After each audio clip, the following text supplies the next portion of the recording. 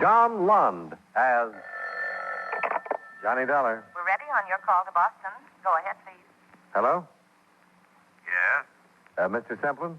Yes, but I don't believe I remember you, Mr. Dollar. Well, we've never met. Your company hired me here in Hartford to investigate the Jeanne Maxwell death. Oh, sorry they didn't advise me. Well, they probably will. I called you to find out the name of the officer in charge of the case, if I could. It's, a Lieutenant DeRosa. DeRosa. Do you happen to know what their theory is, if any? Theory? I don't think they've arrived at a definite theory. Still a toss-up between murder and suicide, huh? Okay, Mr. Semplin, I'll be in touch.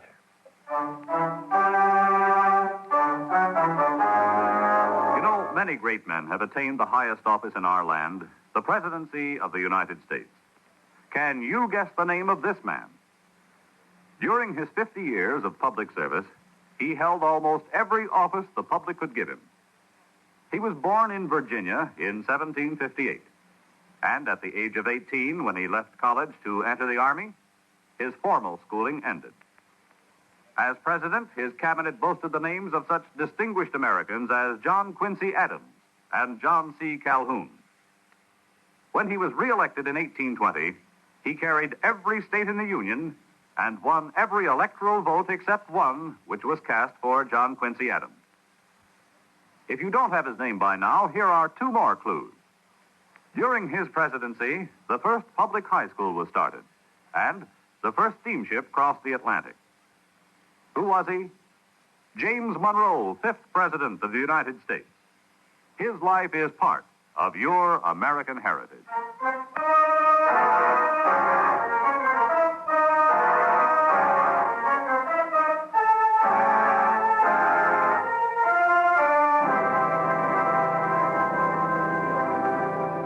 Expense account submitted by Special Investigator Johnny Dollar to Home Office, Corinthian Life Insurance Company, Hartford, Connecticut.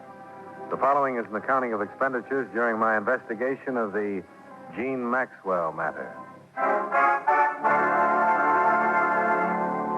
Expense account item 1, 75 cents. Phone call to Boston, advising your manager there of my assignment. Item 2, $28, car rental and mileage from my Hartford apartment to police headquarters, Boston.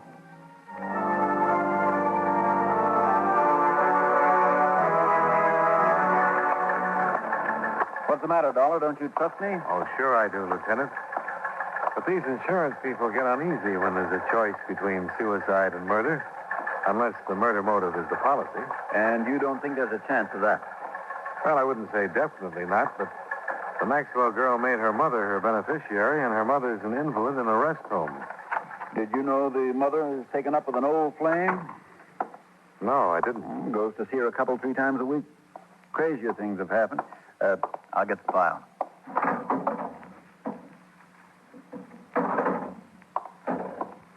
Sit down. Okay. This is all we've got so far, pending coroner's inquest and autopsy report. Here's a photo of where she was found. Huh. Shallow water. That's the bridge? Yes, she was lying right about there. But I don't think you have to worry about suicide, Dollar. As far as I'm concerned, it wasn't. Yeah, I'll buy that, too. I wouldn't say this bridge is a suicide type. Too low. Yes, and there's another thing. I've been on the force for more years than I like to count, and I've run into my share of suicide. I've never known a woman to do it this way without taking off her coat. Oh? Usually shoes, too. I've learned that's part of a generally accepted pattern. The Maxwell girl didn't fit the pattern. Here's the way she looks. Coat on, belt still tied, shoes, and her purse is missing. We're dragging the stream for it. Mm-hmm. How old was she? 21. She was a beautiful girl. How much questioning have you done, Lieutenant? Not as much as we'll do after the inquest. When'll that be? Day after tomorrow. Do you want anything more here? No, thanks, Lieutenant. I'll check with you later.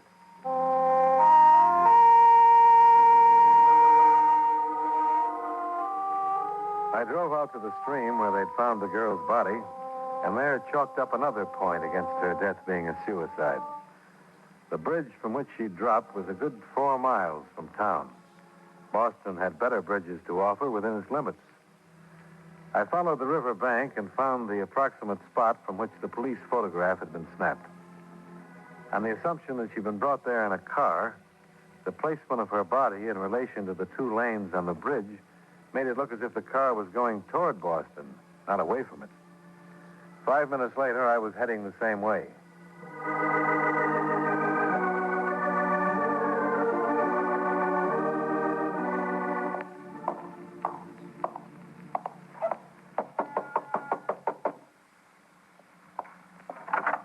So? Miss Mary O'Neill? Yeah? The manager suggested I come up. He told me you shared this apartment with Jeanne Maxwell. Yeah, that's right. Who are you? My name is Dollar. I'm from her insurance company. I'd like to talk to you about her if I could. I suppose so, but there's nothing I can do now. This is the biggest shock I ever had.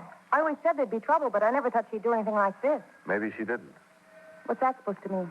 Well, there are signs that say that maybe she didn't commit suicide. There are? Do you think she had any reason to? Well, that's what I said. I never thought she would. Sit down any place. Thanks. Did you say you expected trouble? Yeah. I kept telling her. It was the way she went. Like she couldn't live fast enough. Like there wasn't enough time to get everything done. She's been like that ever since she got rid... her mother went into that hospital. Jeanne was all tied down taking care of her before. Well, what could have caused trouble? Well, I'm not saying she was wrong or anything. But there were too many men. You mind telling me who they are? I don't know. Only about one, Harold Corey. He's gone with her the longest. He's a big blonde truck driver. Harold Corey. Yeah, he drives for the Seaboard Trucking Company. Sometimes he goes way out to the West Coast. And while he was gone, Jeannie didn't stay home and catch up on her reading, if you know what I mean. Yeah, I think I do. Out with a different guy almost every night. I didn't pry, but she'd never tell me who they were. You think somebody killed her, don't you? Would you help me try to find out? What could I do? Well, you didn't want to pry, but I get paid to. I'd like to look at her things. I suppose it's my duty, sort of, isn't it? Well, in a way it is, yeah, but I can't force you to. Oh, I know it's the thing to do. Some of her drawers are locked, but I'll show you what I can.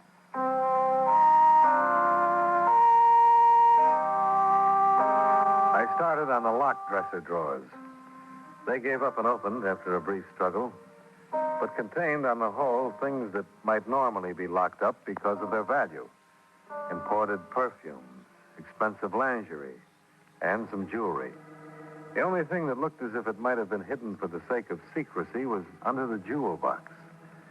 There was a gold house key with a heart-shaped bow. I never saw that before. I never saw the perfume before either.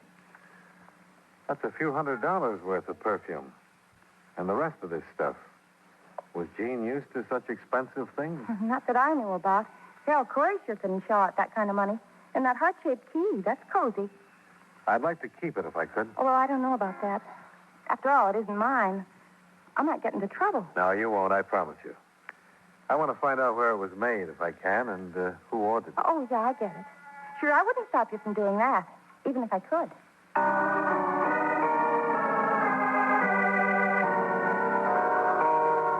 A phone call to the Seaboard Trucking Company gave me the information that Harold Corey was out on a run to Philadelphia, but was expected about 3 in the morning.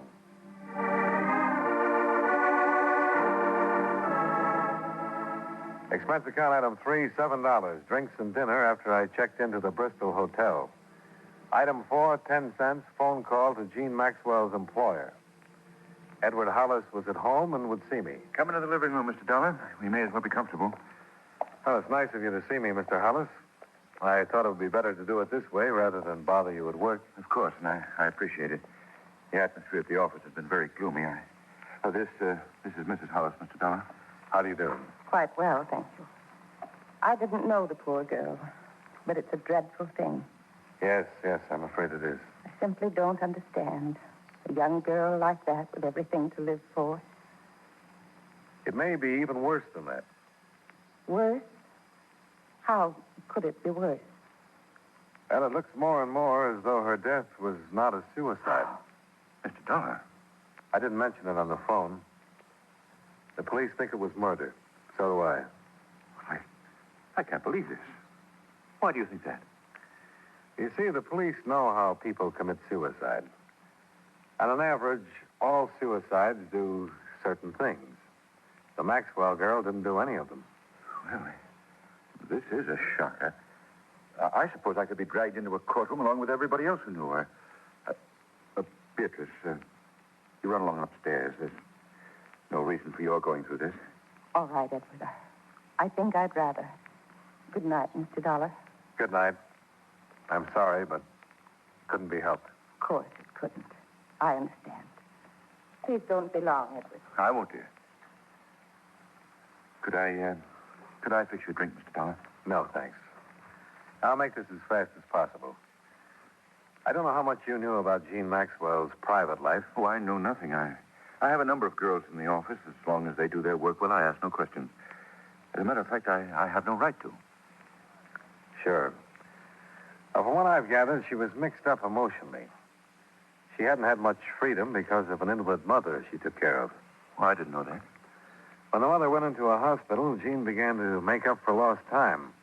She led her friends to believe that she was friendly with a lot of men. But I don't believe that. Oh? I think it was one man. One with enough money to buy her expensive things. Perfumes, jewelry, even a gold key. Well, I have to admit that she was very beautiful. You say that she worked with a number of girls at your office. Yes, there were 11 of us. Well, out of those 11, did she have any close friends that you know of? Well, let's see. The Dyer girl, Grace, that is. They seem to be quite friendly. I couldn't be sure of any of the others. Oh, would you give me all their names, then? I'd like to talk to them. Of course. Oh, perhaps it'd be better if you phoned me at the office in the morning. I could give you their addresses as well. All right, we'll do it that way. Well, thanks very much, Mr. Hollis. I'm sorry meeting you couldn't have been more pleasant.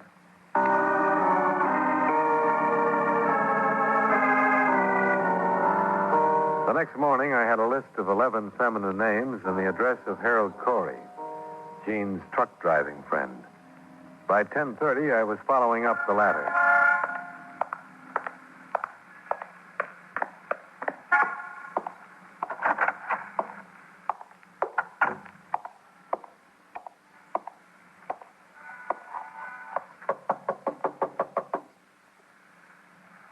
Come back later, will you? I can't see anybody now. I'm an investigator from Jeanne Maxwell's insurance company. I want to talk to you about her. Oh, wait a minute.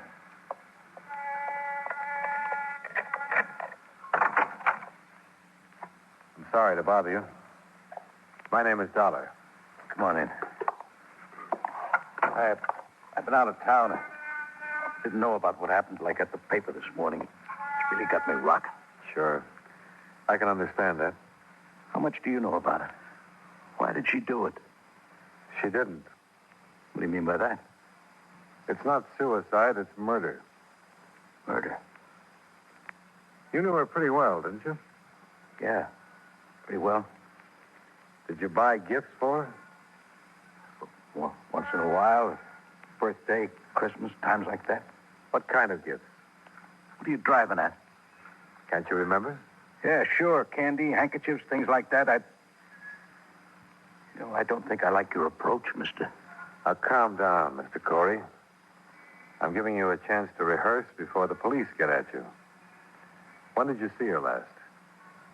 Night before I left for Philadelphia. And when was that? 2 nights ago, Tuesday. Left at 5 Wednesday morning. She was found Wednesday morning. I know that. You're in a spot. Do you know that? You're telling me people think I killed her? Me? I loved her. I wanted to marry her. I'm sorry, friend. In this situation, that's a motive, not an alibi. Get out of here, will you? Get out and leave me alone. You're not helping yourself with this act. You're making it worse. Get out.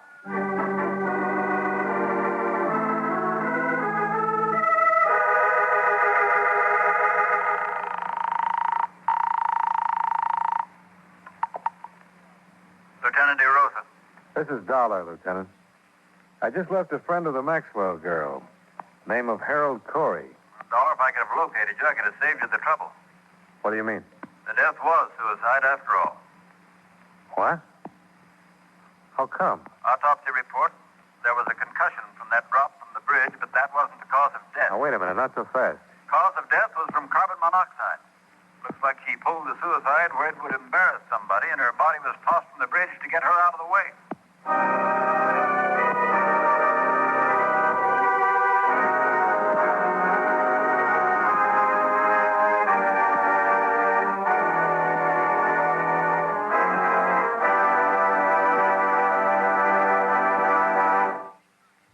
Mind if I cut in to say something, fellows? It won't take too long, since a word to the wise is sufficient. And in the English language, there is one word which is important to just about everyone in the world. That word is security. Security has several different meanings, however.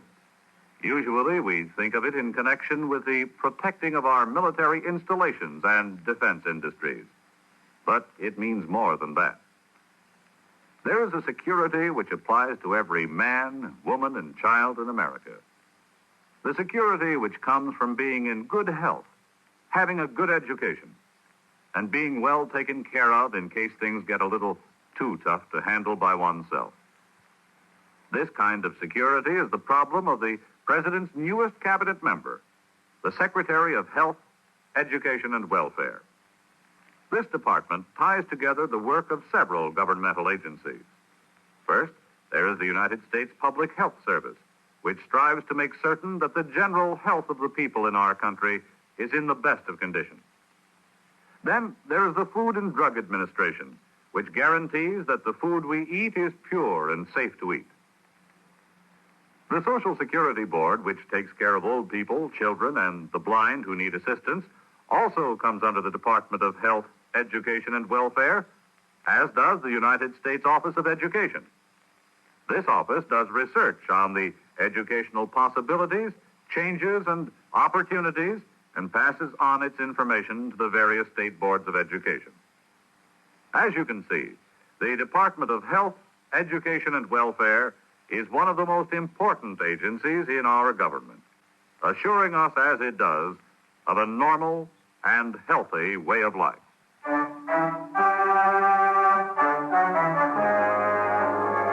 And now, with our star, John Lund, we bring you the second act of Yours Truly, Johnny Dollar.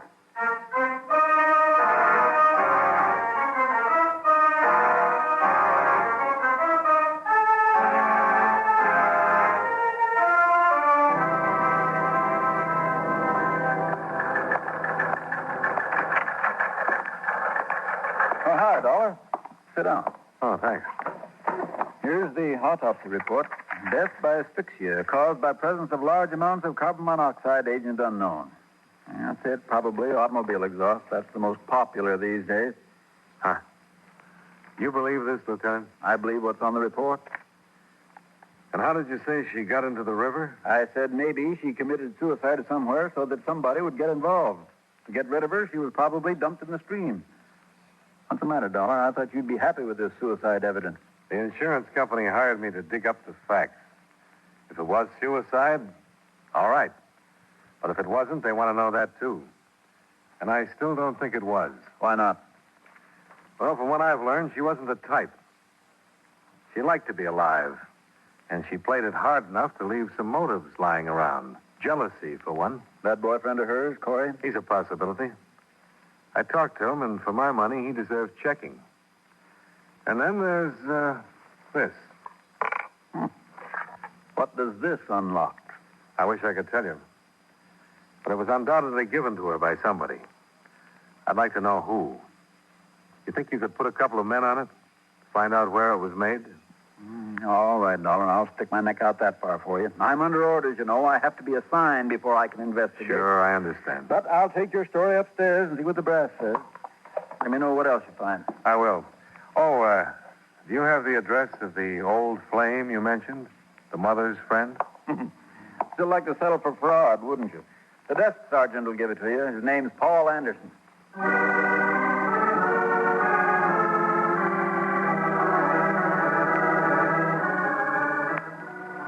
I'm from Jeanne Maxwell's insurance company, Mr. Anderson.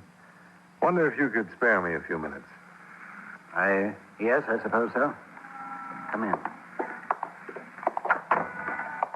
You're the adjuster so soon? No, I'm an investigator.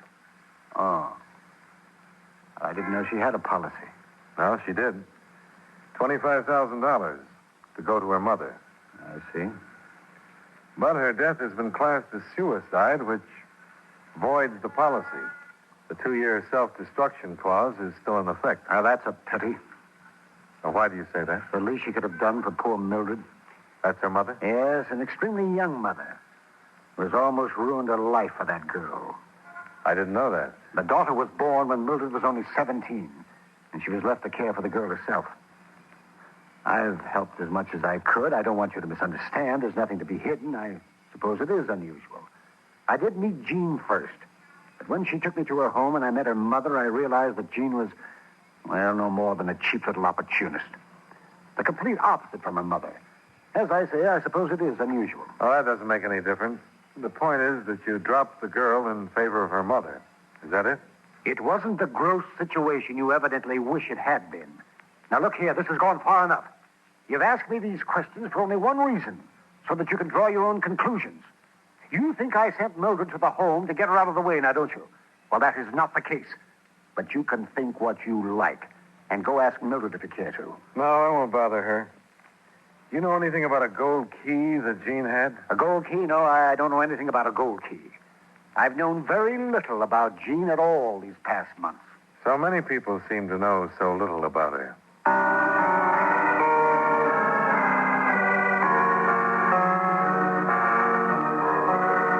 Mr. Dollar, I've been wondering how you were making out. How are you, Mary? Have the police been here yet? No, and I'll be scared to death if they do come. I feel guilty the minute one looks at me. Oh, that's common enough. Have you remembered anything that could help? Not a thing, Mr. Dollar. And I hardly slept last night. It's creepy. With her room just like it was the last time she left it. I've got to either move out or get somebody else in there. Yeah. Mary, did Jeanne ever mention Paul Anderson to you? Anderson? No, I don't think so. Not that I can remember, anyway. She was always kind of secret about things. She did talk to you about her mother, though. Oh, a little, yeah. About her being in the hospital. Anything about how she got there? No. Except I got the idea Jeanne thought it was wrong how much fun she was having without her mother to worry about. She never told you who was paying the bills? No, who was? This Anderson guy? Yeah. You're sure she never mentioned him? I'm sure I'd remember if she did, because I was curious, and she never mentioned any of them. Okay. Thanks, Mary.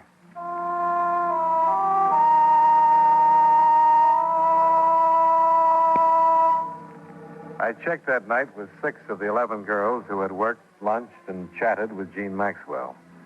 Their collective description was of a girl who listened to and enjoyed what other people said, but had little to offer herself. None of them knew anything about her private life. But the next morning, the police located a goldsmith who said he remembered making the heart-shaped key. I went out to see him and then got back to Lieutenant DeRosa. How'd you make out with that fussy little man, Dollar? Well, we found the day the key was ordered, and he remembered a few things, because a councilman's wife came in that same day. What? A customer, Carter was the name he gave, mentioned a cottage on the bay. Well, that's east. The girl's body was found northwest of here. I think she was dumped from a car coming toward Boston from out there. So I think the cottage is in that direction. Deduction yet? Well, if I were going to dump a body, I wouldn't carry it through town to take it to that bridge, would you? I'm being paid to think about another case. I couldn't sell the murder pitch upstairs, but I tried, and I'll buck for promotion if you're right and upstairs is wrong. I don't suppose you could earn that promotion by assigning some men to cover that northwest section, huh? Not a chance. That's county. Division of responsibility. Yeah, and we'd all be surprised to know how many criminals take advantage of that.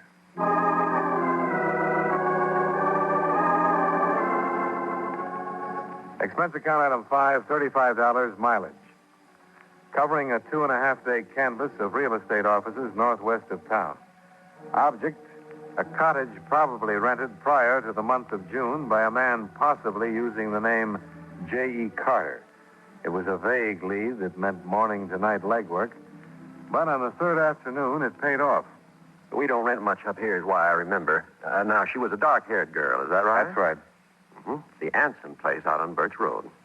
Has anybody been there in the past few days? Not that I know about. They used to be there every 2 or 3 days, too. How was the rent paid, cash or check? By, a cashier's check. Or was it regular, a definite day of the month, I mean? And do you know the bank? Yes, I do. Between the 1st and 5th of each month since May, a check on the commercial bank.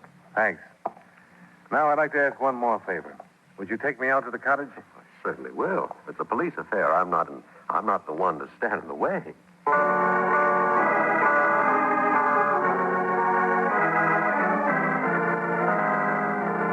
Miss Joller, I've always said that I personally vouch for the people I do business with. You never know, do you? That's a profound truth in any business. I'll certainly try to be more careful in the future. You want to go now? I think I've seen enough. Here, let me lock it. I want to see if this key fits. Yeah? It did fit. Yeah, it did.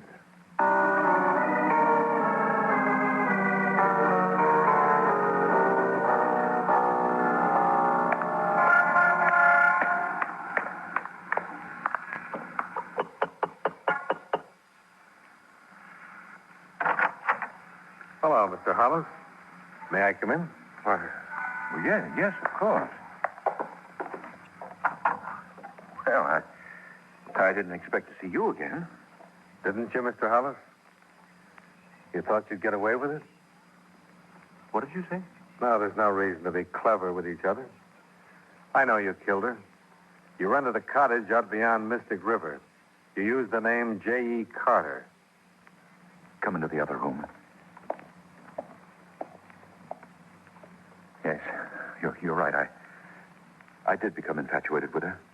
If you'd known her, you'd understand. I realized last week that it had to stop, and I told her. She's been with that young Corey boy. I told her even if I was single and eligible to marry her, I would advise her to hang on to him, someone her own age. That was last Tuesday night. Yes. She left the cottage, and I heard her drive off. Or at least I thought I did. When I went out, I learned what she had really done. She committed suicide in the car. You could hardly blame me for wanting to keep the secret. It wasn't suicide, Mr. Hollis. You know it, and I know it. All right, Mr. Dollar. I'll make my statement to the police. Fine. I'll drive you down. Thank you. Edward. Beatrice, go back upstairs. No, Edward. I won't. I insist, Beatrice. What good would it do? After what I've done because I lost you. Why should you ask me to go upstairs while I lose you again? I forbid you to say another word. She had taken him away from me because she was beautiful. And I no longer am. I was waiting in their cottage, Mr. Dollar. And when they came in, I struck her. Is that the truth, Mrs. Hollis? I killed her. And since there was nothing left of our lives, we carried her to the car. Beatrice. What have I done? What have I done?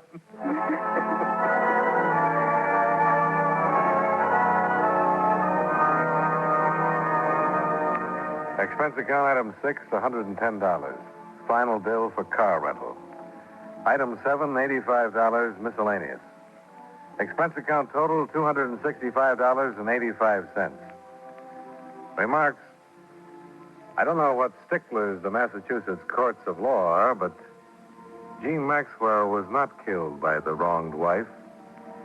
She was unconscious but alive when Hollis put her into the car trunk. She died there by carbon monoxide. Yours truly, Johnny Dollar.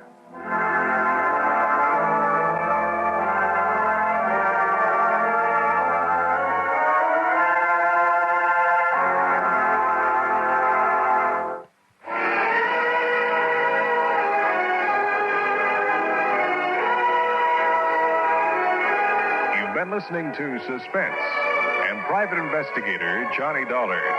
Join us again tomorrow night at the same time as FEN presents 55 Minutes of Comedy with My Favorite Husband and the Adventures of the Great Gildersleeve.